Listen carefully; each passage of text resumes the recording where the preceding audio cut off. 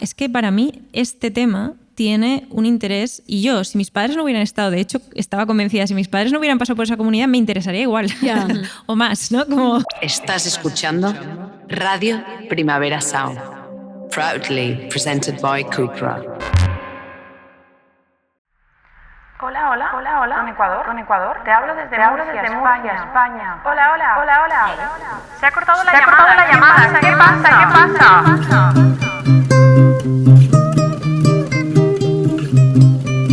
En la cabina de un locutorio estoy intentando llamar para saber de ti. Me ocultas algo, amor, no me dejas dormir. Pude notar tu voz antes de yo partir. Lo más importante del mundo está en internet, y si no está no nos importa. Ciberlocutorio con Andrea Gómez y Ana Pacheco. Dale duro al corazón. Vamos a dar la bienvenida a nuestra invitada de hoy, Irati Gorostidi, directora navarra, que debuta en este festival con su primer largometraje Aroberria, y que es posible que muchas de las que estáis aquí ya hayáis visto y otras tantas que no. Los que nos escuchan en casa, que esto hay que decirlo, Ana, que no nos hemos presentado, que hemos venido un poco a Granada a estrenar nuestra 8ª temporada, que esto en años podcast como en años perro, estos somos abuelas, somos ancianas. Efectivamente. Y estamos empezando la temporada en octubre, que es las Paris Hilton de los podcasts. Esto también, que es nosotros el curso nos lo tomamos cuando nos da la gana. Y esto está inaugurando la 8ª temporada. Sí. Y si te va bien, inaugurarla, ¿te va bien? Es un honor. O sea, venga, pues ya la está. verdad es que estoy muy nerviosa y después de hablar de la vergüenza todavía un poquito más. Pero ahora ya puedes, Ahora ahora puedes enlazamos. todo el rato enlazarlo, puedes decir no. Claro. Pero no, o sea, me honra un montón, qué ilusión. Y nada, la peli fue estrenada en el Festival de San Sebastián y recordad que llega a los cines el 28 de noviembre, Aroberria. Bienvenida, Irati, ¿cómo estás? Muchas gracias. Pues eso, súper contenta de estar aquí charlando con vosotras. Así que...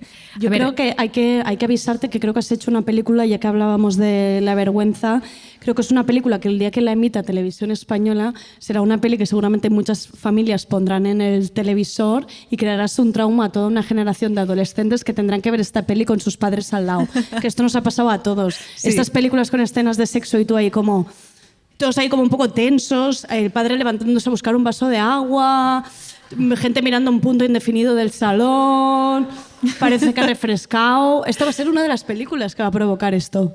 Pues sí, no lo había pensado, pero es posible. La generación de adolescentes que vas a traumar, no Me pasa disculpo nada. de antemano. Y volviendo, o sea, un poco siguiendo con el tema, ¿tú cómo te consideras como creadora? ¿Eres vergonzosa? ¿No eres vergonzosa? ¿Te da miedo exponerte, por ejemplo, pues eso, en el día del estreno de tu peli? ¿Cómo llevas ese momento? Sí, soy vergonzosa. Lo que pasa que creo que, bueno, por lo que me dicen, que no se me nota mucho la vergüenza. Y eso es un muy buen escudo. No te pones roja, ¿eh? No. Muy bien. Muy bien. No, pero está la bien llevo por disimularlo. dentro, sí. ¿Y qué dirías que es lo que a ti te da vergüenza? Hemos hablado antes de hablar en público, comer delante de gente, pedir un día de fiesta al jefe. ¿Qué te da vergüenza? Pues... Subirte a un podcast, esto, por ejemplo. Sí. Subirte al escenario de un O sea, podcast. no, por ejemplo, yo no he entrado en Letterboxd porque es algo que me da pánico y de repente este momento de descubrir como una reseña de Letterboxd así ha sido como, oh, Dios mío, me muero. Me muero, voy a tener que... Sí. Porque esas cosas me afectan más de lo que me gustaría porque al fin y al cabo, pues, bueno, una intenta como que no le condicionen, ¿no? A la hora de hacer. Claro. Pero la realidad es que somos frágiles. Ojalá nunca nadie cree un Letterboxd de podcast porque es que me suicidaría en directo, te lo digo muy en serio. Ya, es... No, ahora sí, mismo me no. mato. Sí. Me mato. Bueno, para que sirva un poco de presentación y porque habrá alguna gente que no sabe de qué va la peli, cuéntanos un poco. ¿De qué trata? ¿Qué querías contarnos? Sí. Pues el punto de vista el punto de partida de Aroberria es un poco el recorrido de mis padres del movimiento obrero a una comunidad en la que vivieron poco antes de que yo naciera. Y bueno, pues yo sabía de la existencia de esta comunidad, siempre había sabido, pero no fue hasta hace como 10 años que empecé a preguntarles más concretamente en qué había consistido. Y entonces ahí mi padre me enseñó un libro y en ese libro aparecían unas fotos y esas fotos a mí me causaron un impacto muy fuerte. En esas fotos se veían esas imágenes que pueden ser un poco incómodas. de un montón de personas, un montón de cuerpos sudados, medio desnudos ahí en un estado de catarsis. Y bueno, pues yo ahí, claro, también teniendo en cuenta que mis padres habían participado de algo así, fue muy fuerte. Me golpearon de una manera que llevo desde entonces intentando comprender, ¿no? Qué cosas me movieron. Y la verdad es que creo que hay algo muy importante de entender ese efecto que tiene que ver con el contexto, ¿no? Como con imaginar que esas imágenes habían sido tomadas durante los años 80 en un pueblo diminuto de Navarra. Y un poco cuáles eran las ideas que yo tenía de esa época, ¿no? Hasta el momento. Entonces, pues bueno, podríamos decir que Aro Berria se basa en una investigación sobre la comunidad del arco iris en la que está inspirada y se centra concretamente en algunas de las prácticas que se hacían allí, que fueron las que popularizaron mucho la comunidad, que ofrecía unos cursos bueno, pues en los que participaron miles de personas. O sea, en el momento, si te fijas como en prensa de la época y demás, tuvo como una dimensión muy grande. Y claro, generaban impacto, ¿no? Lo que y mucho interés. Muchísima gente que curiosidad, fue, claro. Sí, que iba a los cursos. O sea, los cursos eran una pasada, como cuánta gente hizo esos cursos en esa época, ¿no? Y bueno, pues se centra como en una perspectiva muy, muy específica, que es la de unas personas, como un grupo de personas que van del movimiento obrero, de la lucha obrera, a finales de los 70 y viven ese momento como un momento de desencanto, ¿no? Porque después de años de militancia y de lucha esperaban que lo que llegara después del fin del franquismo iba a ser un cambio mucho más radical de la sociedad, y entonces viven como con mucho descoloque y con mucha decepción pues lo que viene después. Y empiezan a buscar. Y ahí es cuando se acercan, ¿no? Desde ahí se acercan a esta comunidad, a esta experiencia. Ahora hablamos de estas movilizaciones del sector del metal que justo interpretaste en tu corto Contadores y vemos al inicio de la película, pero me interesaba por qué has usado el término comunidad en vez de comuna y no sé, y como entiendo que es de forma consciente y yo de forma así rápida hubiera dicho comuna. ¿Por qué usas el término comunidad? Pues mira, podría haber usado comuna. Sí, no es un término no es que haya distinciones. No, creo que no. Para mí no sabría muy bien. ¿Para vosotras es distinto comuna que comunidad? No. Comunidad me suena como más comunidad de vecinos. Ya, puede ser. Hay como más, y comuna lo interpreto más como en este sentido, como gente. Sí, lo que yo creo que muchas veces sí que se autoperciben a sí mismos como, se nombran a sí mismos como la comunidad. Sí, es verdad. Tipo de espacios, sí, es verdad. Que creo, pero vaya, supongo que realmente también cada comuna evidentemente tiene sus propias. Yo creo que sí que lo uso bastante indistintamente. Vale. Sí. Vale. En esos, el cortometraje, en la película que parte, ¿no? De uno de esos cortos que es Contadores, en esos primeros 18 minutos de la peli, uno podría pensar que nos encontramos eso frente a una película más o menos convencional, de realismo social, ¿no? Del movimiento obrero, y de repente la película da un giro, cambia, ¿no? Y me interesa también cómo justamente querías plantear esa ruptura que es muy notable en la película y en la que, pues eso, hay un cambio muy significativo, incluso en el tono, ¿no? Claro. Sí. Pues sí, que está marcado además con el título de la película, ¿no? Como con la cartela del título. Pues ese cambio de tono creo que tiene mucho que ver con ese contraste que es como está muy vinculado a esa sensación mía, ¿no? Como que quizás la primera parte de la película se parece más a lo que yo podía imaginar que era en los años 80, en Euskal Herria, ¿no? Como ese contexto del que igual sí que me habían hablado más mis padres, ¿no? Como el movimiento obrero y demás, aunque después, investigando sobre eso, también he entendido muchas cosas que no tenía ni idea, ¿no? Y ha sido muy interesante y como muy, pues como que ha cambiado algunas ideas preconcebidas que yo podía tener de cómo había sido la lucha obrera en Euskal Herria, en Guipúzcoa concretamente. Pero bueno, se parece un poco más. Ese universo un poco más frío, gris, esa paleta se parece un poco más a lo que yo me imaginaba de los años 80. Claro. ¿no? Sí. Y de repente o el cine social a lo Ken Loach, ¿no? Lo que te imaginas, pues esas discusiones sindicalistas, asamblearias. Eso es. Sí, totalmente. Y se parece más igual a algunas películas de los 80 también, ¿no? Entonces, claro, para mí el descubrimiento de la comunidad del arco iris fue como algo que rompía con eso, ¿no? Y en la película, pues eso está representado así como de forma súper clara, ¿no? Como un contraste, o sea, que todo el rato jugábamos con esa idea de contraste, pero luego para mí también estaba, o sea, al inicio, como cuando empecé a pensar en la película, yo me imaginaba como una película como mucho más conceptual, menos narrativa, como más, sí, bueno, se podría, sí. Que tenía como dos secuencias únicamente, que eran una asamblea en una fábrica y unos cursos dentro de esta carpa, ¿no? Que cuando veáis la película entenderéis. Entonces eran solamente estos dos elementos, ¿no? Y había algo en esos dos elementos que a mí me parecía que era muy parecido, porque al fin y al cabo es una situación muy grupal en la que hay un montón de cuerpos interactuando y que tiene mucho que ver, o sea, que en realidad a mí me parecía que eran espejos un poco, ¿no? Y esa idea también he intentado mantenerla en la película, o sea, hay muchas cosas de la puesta en escena y de cómo hemos filmado las secuencias grupales, que es el mismo dispositivo todo el tiempo. Yo creo que eso como que está también, ¿no? Como que se generen ecos entre esos dos mundos. Bueno, como justamente esa comunidad está en los dos lugares, la comunidad que mencionabas antes. También es interesante de ver cómo ese inconformismo que no acaba de tener el resultado cuando vemos en estas reuniones de los que quieren mantener la huelga y los que son como más sindicalistas y los que creen que hay que abandonar, y está como un poco, vas viendo esta muerte de los ideales, que también es que quizás lo que te lleva a la segunda parte de la película. No sé cómo lo vinculas también a los tiempos que vivimos, si en esta precariedad y desencanto sindical que hay hoy en día también hay este abandono, en cierta manera, como lo vemos en la película.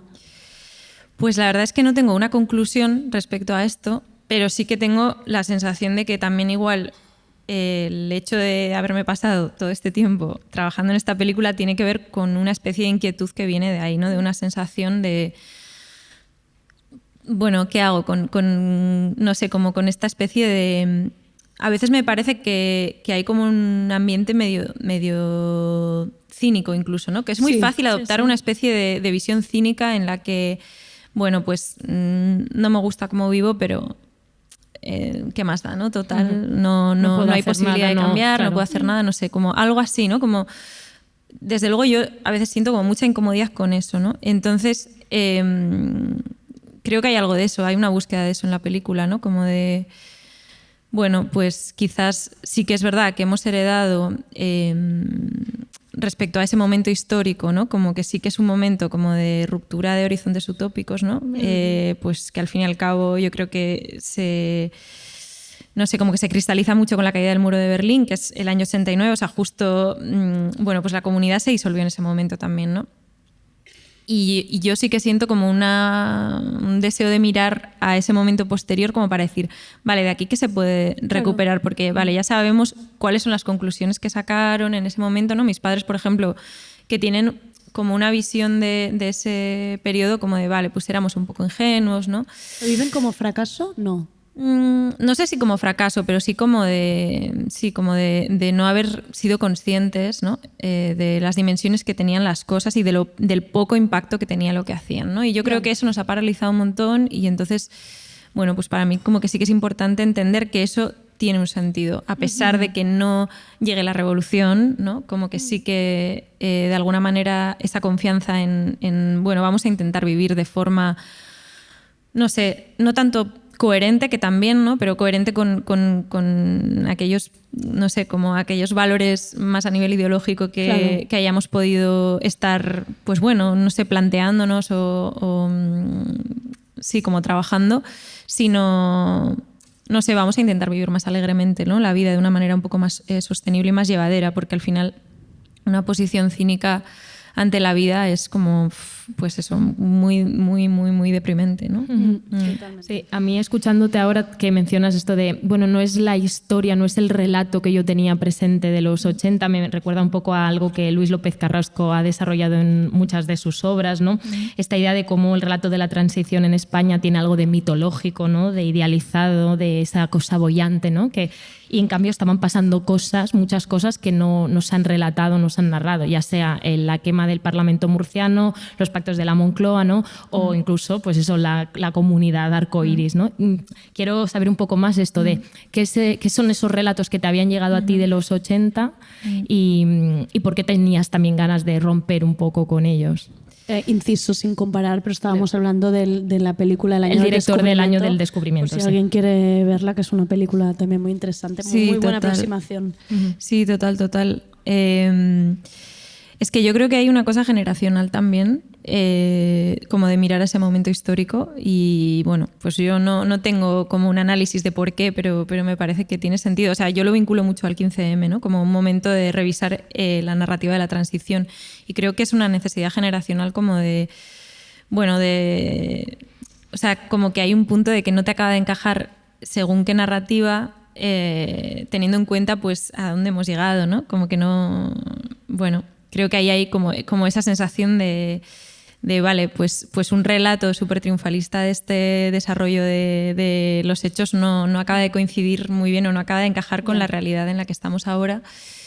Y bueno, para mí en ese sentido, por ejemplo, fue muy interesante toda la primera parte, ¿no? De la representación de la lucha obrera, que ahí también yo sentía como unos ecos muy grandes con lo que había pasado durante el 15M, que es que en Guipúzcoa la organización de la lucha había sido súper asamblearia, muy horizontal,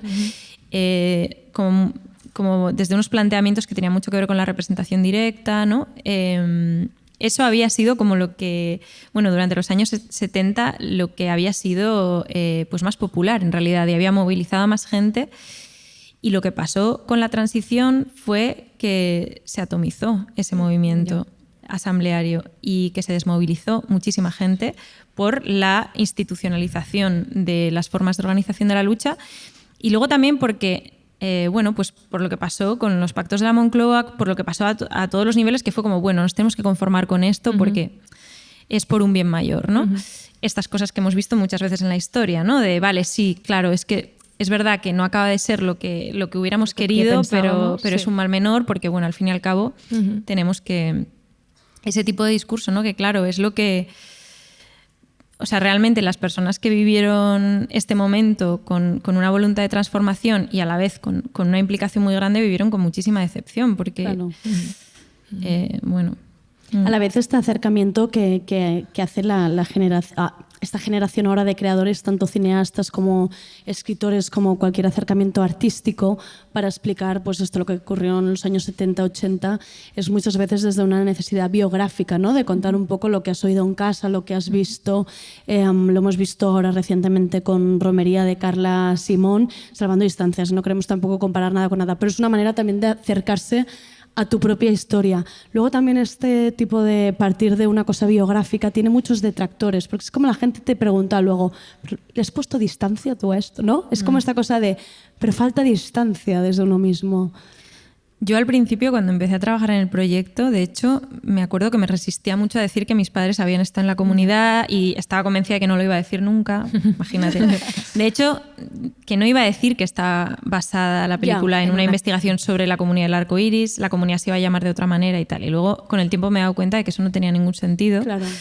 Pero tenía que ver con eso, porque como que yo pensaba, es que para mí este tema tiene un interés y yo, si mis padres no hubieran estado, de hecho estaba convencida, si mis padres no hubieran pasado por esa comunidad me interesaría igual o más, ¿no? Como tenía esta cosa de estar muy convencida de que y no quería recurrir a eso para defender la pertinencia del proyecto, porque luego eso también, claro, para levantar la financiación de una película, que es un proceso súper largo y muy complejo, hay muchas preguntas que tienes que responder en el proceso. Y muchas de esas preguntas tienen que ver con cuál es tu motivación y qué quieres contar. Y cuanto más vivencial sea, más dinerito, ¿eh?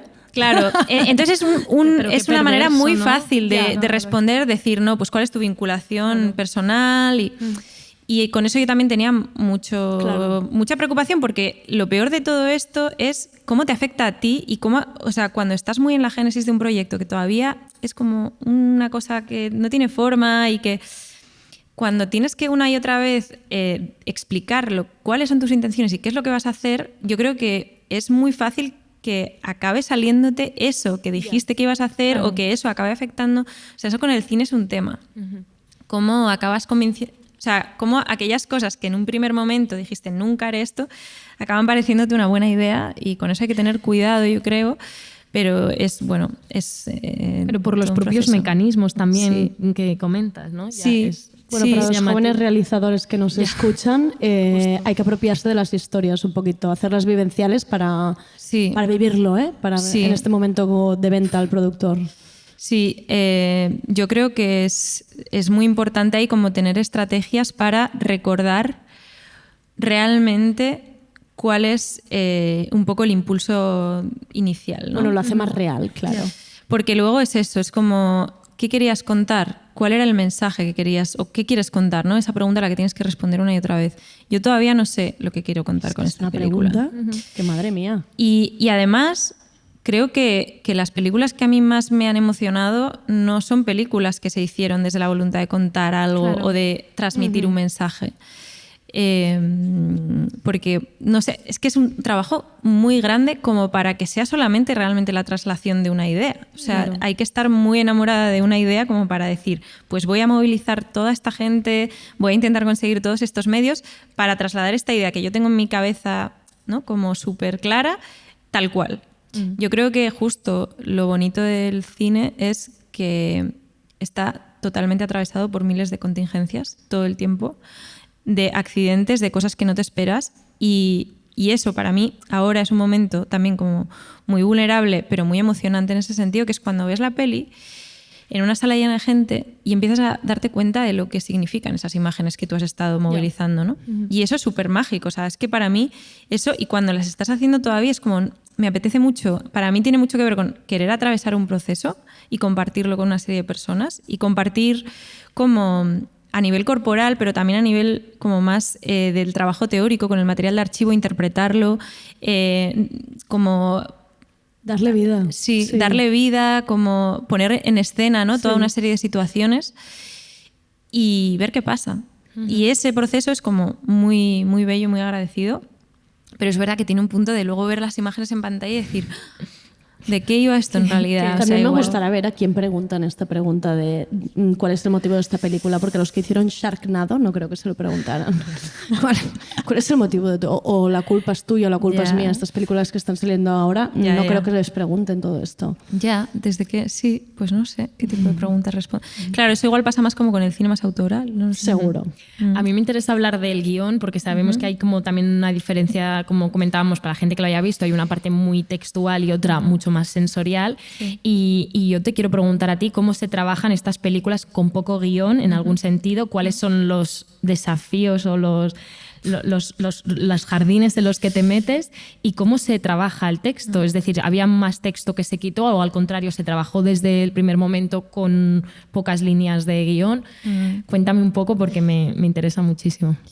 Pues la verdad es que ha sido también todo un proceso, ¿no? El proceso de escritura y entender cuál podía ser la manera de escribir más, no sé, como adecuada para hacer esta película, ¿no? Que ha sido como una cosa que hemos ido como aprendiendo en el proceso. Para mí, la escritura muchas veces, más que con...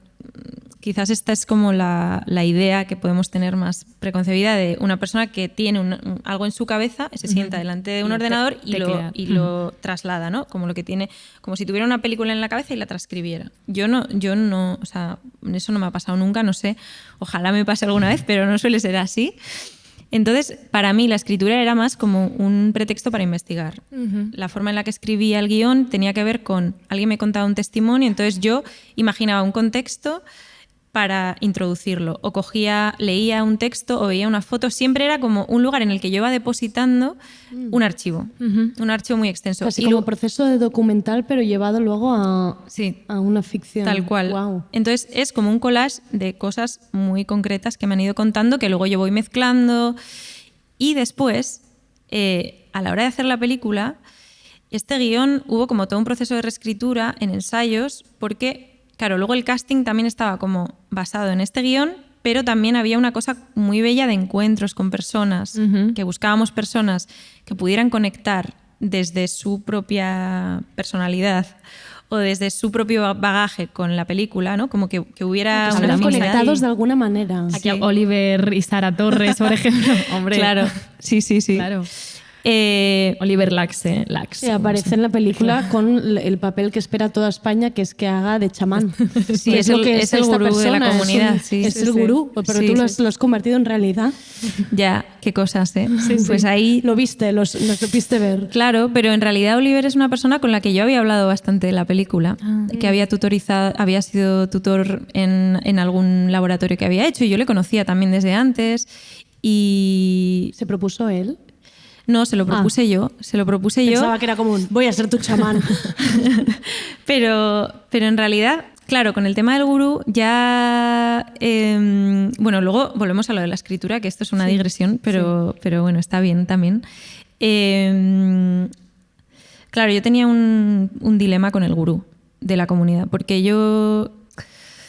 pues mi visión sobre la comunidad pues es bastante crítica a muchos niveles y con la figura del gurú en concreto pues me siento bastante incómoda, ¿no? Claro. Pero también creo que sobre este tipo de comunidades hay como una visión, un juicio bastante heavy generalizado y a mí que la película ahondara en ese juicio, en ese prejuicio, no me apetecía nada porque no me parece nada interesante hacer una peli que la gente salga diciendo, claro, estas sectas que no sé qué. Ya, el tono burleta, está Ya. claro. Es que no, o sea, eso es como ya ahondar en algo que ya existe y cuál sería el interés, ¿no? A mí lo que me parecía más interesante era decir, vale, como que quizás no entraría en una comunidad así ni loca, pero a la vez estoy conectando con estos personajes que veo que tienen como diferentes relaciones y pueden tener incluso como tener posiciones críticas con la comunidad, pero a la vez como que más o menos puedas conectar, ¿no? Pero estaba la figura del gurú que, por ejemplo, en un cortometraje anterior que hice que se llama San Simón 62, que codirigí con Mirari Echavarri, que es más documental, digamos, pero también parte de esta investigación, decidimos dejarlo fuera, porque nos pasaba esto, que teníamos una relación muy incómoda y que no queríamos tampoco como... Y en la película yo tenía este dilema, ¿qué hago? ¿El gurú sí o no? Y entonces pensé, vale, sí, pero muy poco. Entonces, ¿qué pasa con sí, pero muy poco? Que igual puede pasar que la gente no entienda quién es esta figura que aparece. Y necesitaba a alguien que lo vieras y enseguida te dieras cuenta de que era el gurú. Y ahí fue cuando se me ocurrió Oliver, que me parecía que tenía algo, su presencia, y ahora, claro, es que luego ha pasado todo. Luego pasó el meme, pero... Sí, claro, pero Quizá bueno, le diste alas tú también, ¿eh? ya, Dándole bueno, este papel. pues. Quizá eres la creadora de esta persona dando estas entrevistas. En ti está, Irati. Tú misma. No, tú pero sí misma. y a mí la película, por ejemplo, me ha recordado también con mucha diferencia un libro que se llama El Oasis de Mary McCarthy, en la que ella escribe sobre... Es una autora estadounidense que narra una comuna de los años 40 en Estados Unidos. Lo que pasa es que ella se focaliza eso, puramente en el funcionamiento, ¿no? Incluso pues eso, en las discusiones entre los más o menos marxistas, los que son más utópicos, los que son más realistas, y entonces son como todos esos salseillos puramente organizativos, ¿no? Y me interesaba tu propuesta porque es justo la contraria, es decir, no es tanto el funcionamiento, sino que es algo más observacional. Es lo tántrico. ¿no? Es lo tántrico. Nosotros estamos ahí por lo tántrico. No, cuéntanos un poco, supongo que hiciste este ejercicio de, bueno, quiero mostrar otra cosa que no sea pues esto, la pura burocracia de la comuna o lo que tú decías. Claro, es que yo tenía muy claro que no quería hacer un retrato de la comunidad del arco iris, no quería explicar cómo funciona la comunidad del arco iris. Eso era como casi un telón de fondo que podía aparecer o no. O sea, al final le aparece más de lo que yo pensé en un primer momento, pero yo con lo que estaba fascinada era con estas prácticas que hacían estas personas todas dentro de una carpa durante días. Y no sabía muy bien por qué, pero lo que tenía muy claro era que quería pues bueno, generar una puesta en escena en la que llegáramos a ese tipo de imágenes y que reflexión, no sé si reflexión es la palabra más adecuada, pero que las reflexiones que llegaran a través de la película estuvieran muy vinculadas a esa experiencia, como muy desde el cuerpo. Porque yo creo que lo que estaba pasando ahí era que había un grupo de personas que estaban muy incómodas con todo aquello que se había quedado registrado en sus cuerpos y en su inconsciente, ¿no? De la represión en la que habían crecido, porque eran todo personas que habían nacido en el franquismo y esa voluntad de intentar indagar desde lo corporal en todo aquello que se les había quedado adherido es lo que me parecía súper interesante, ¿no? Y me parecía que era interesante también traer al momento Y en el actual. rodaje se llevaron a cabo estas prácticas como de intentando reproducirlas de forma naturalista. Hubo conexiones ahí, hubo ahí un poco... Sí, ¿eh? Muchas, Sí, sí, hicieron sesiones sí. ahí un poco... Sí, eso fue una pasada, sí. Claro, es que eso es lo que a mí me apetecía mucho hacer, Lo que ¿no? querías era replicar ahí delante de tu cámara. Un Claro, poquito lo sí, vivido. sí, y eso fue muy fuerte, ¿no? Como a nivel energético lo que se movió ahí. Porque, bueno, pues eso, o sea, como a nivel vivencial, esa parte del rodaje fue muy intensa y de ahí salió mucho. O sea, es eso, o sea, es que para mí ya como el vivir esa experiencia es como algo muy extraordinario que si no hubiera hecho la película, pues nunca hubiera podido vivir y ha sido como eso, pues súper interesante y me ha ayudado como a comprender cosas, pero a comprenderlas no desde un lugar como intelectual o ideológico de, entiendo esto y esto más esto, ¿no? Al que llegas a través de la lectura o a través de... sino desde otro sitio totalmente distinto, ¿no? De ponerme en esa situación y entender qué te pasa a nivel como mucho más inconsciente, incontrolable, imprevisible, cuando te pones en ese tipo de... ¿Y tus padres o gente que ha estado en la comuna que te ha dicho de estos, si la han visto, primeras impresiones de estos visionados? Y ya con esto vamos acabando. Sí, perdonad. Nos está avisando muchísima gente desde rincones de este teatro. Cada vez que me giro aparece una persona distinta como haciéndome... Ya estamos. Pues la verdad es que creo que hay tantas personas que pasaron por el arco iris como vivencias de lo que fue. O sea que hay desde personas que tienen un recuerdo de la comunidad como algo maravilloso, el mejor momento de su vida, y otras que lo recuerdan como algo terrible, terrorífico y como traumático, y gente que ambas cosas también, que eso es lo más interesante, ¿no? Pero, Bueno, por ejemplo, y ahora con el peligro de la crisis de la vivienda galopante, cualquiera que vea esta película también puede pensar, pues no está mal como alternativa. Hombre, Nos desde montamos luego, una carpa en un jardín sí, o sea, y ahí oye tú, sesiones tántricas todo el día. sí, ahí hay una posibilidad Has abierto interesante. una- Ojalá pase eso sería lo más. Has abierto vías, arcoíris Sí. 2, 3 en cada ciudad. Irati, lo tenemos que dejar aquí. Toda la suerte del mundo con esta película, que incomodes a muchas plateas, a muchos adolescentes junto a sus padres viendo esta película. Gracias. Nosotras nos despedimos aquí. Gracias por acompañarnos en esta preciosa noche de Granada. Muchísimas gracias al Festival de Jóvenes Realizadores por esta acogida, porque es que, ya lo hemos dicho antes, es un festival de buena gente. Gracias, como siempre, a Radio Primavera Sound por acompañarnos y decirnos que sí. Gracias a Clara.